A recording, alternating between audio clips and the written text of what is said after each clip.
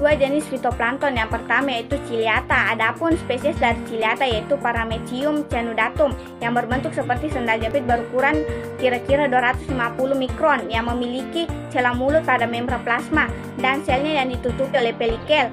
Sel yang terdiri dari dua inti yaitu inti kecil dan inti besar, serta reproduksi secara aseksual dengan membelah diri, sedangkan reproduksi secara seksual dengan konjungsi.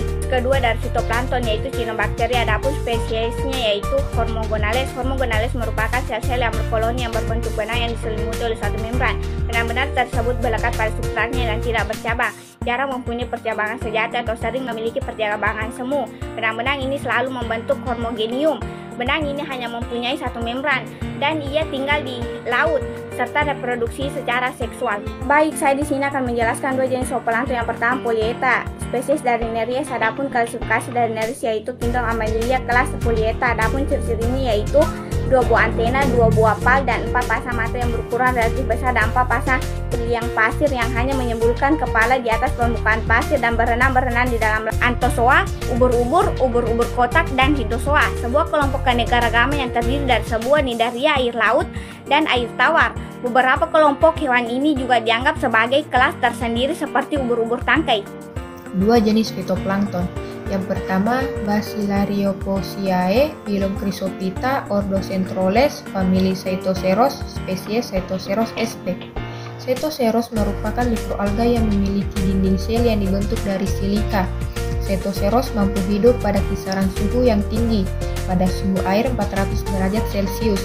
Cytoceros bereproduksi secara aseksual, yaitu dengan pembelahan sel, dan seksual dengan pembentukan auspora. Yang kedua, Basilariopoziae, filum Ostrophyta, ordo Basilariales, genus Basilaria, spesies Basilaria. Basilaria sp umumnya berwarna kecoklatan atau kekuningan karena memiliki klorofil A dan klorofil C yang terdapat pada plastida.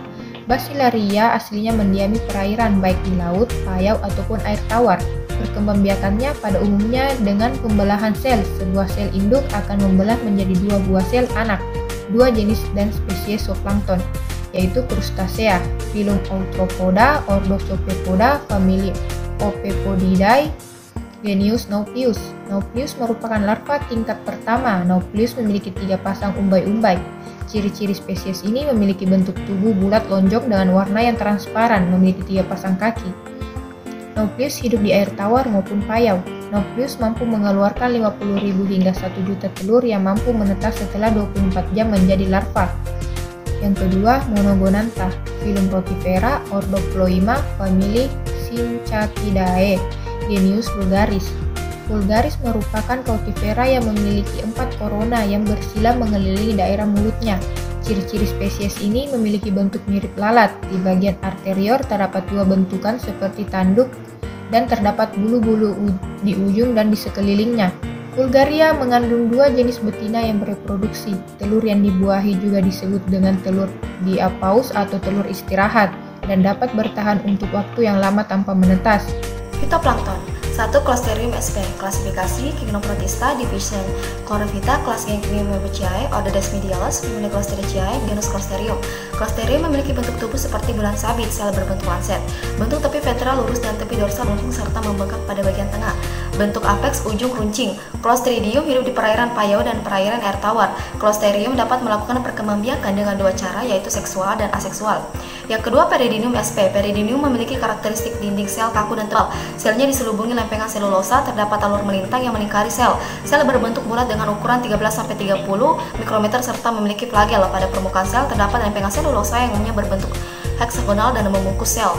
Di sisi lain, kebanyakan reproduksi secara seksual. Kebanyakan spesies Peridinium ditemukan di perairan tawar atau payau. Klasifikasinya itu Kingdom Protozoa, filum Mosazoa, kelas Dinophaceae, ordo Peridinales, famili Peridiniaceae, genus Peridinium. Selanjutnya adalah dari zooplankton. Yang pertama, Procambarus clarki, klasifikasi Kingdom Animalia, filum Arthropoda, kelas Crustacea, ordo Malacostraca, famili Cambridae, genus Procambarus, spesies Procambarus clarki. Spesies ini memiliki kaki jalan 3-4 pasang dengan kepala memanjang dan menyempit pada bagian depan. Procambarus clarki menghuni habitat air tawar seperti sungai, danau, kolam, kanal, dan rawa-rawa. Yang kedua, Sicilia serrata klasifikasi. Kerajaan Animalia, filum Arthropoda, kelas Malocastraca, ordo Decapoda, famili Portonidae, genus Cilia. Siklus hidup meliputi 4 tahap perkembangan, yaitu tahap larva, tahap megalopa, tahap kepiting muda, dan tahap kepiting dewasa. Kepiting bakau memiliki bentuk karapaks bulat memanjang dan agak kecembung. Abdomen terletak pada bagian tengah rongga dada dengan bentuk tutup yang berbeda antar jenis kelamin. Memiliki sepasang celiped, 3 pasang kaki jalan, dan sepasang kaki renang. Mulut terdiri atas 3 pasang rahang tambahan, berbentuk lempengan dan rongga mulut. Memiliki sepasang antena serta memiliki sepasang mata. Klasifikasi Chlorososum sp. Domain Eukariota, kerajaan Plantae, divisi Chlorophyta, kelas Chlorophyceae, ordo Chlorococales, famili Chlorococacea, genus Chlorososum, spesies Chlorososum sp. Chlorososum sp adalah ganggang hijau bersel tunggal yang hidup di air tawar, berkembang biak secara vegetatif dan generatif. Perkembangbiakan Chlorososum secara vegetatif adalah dengan membentuk zoospora.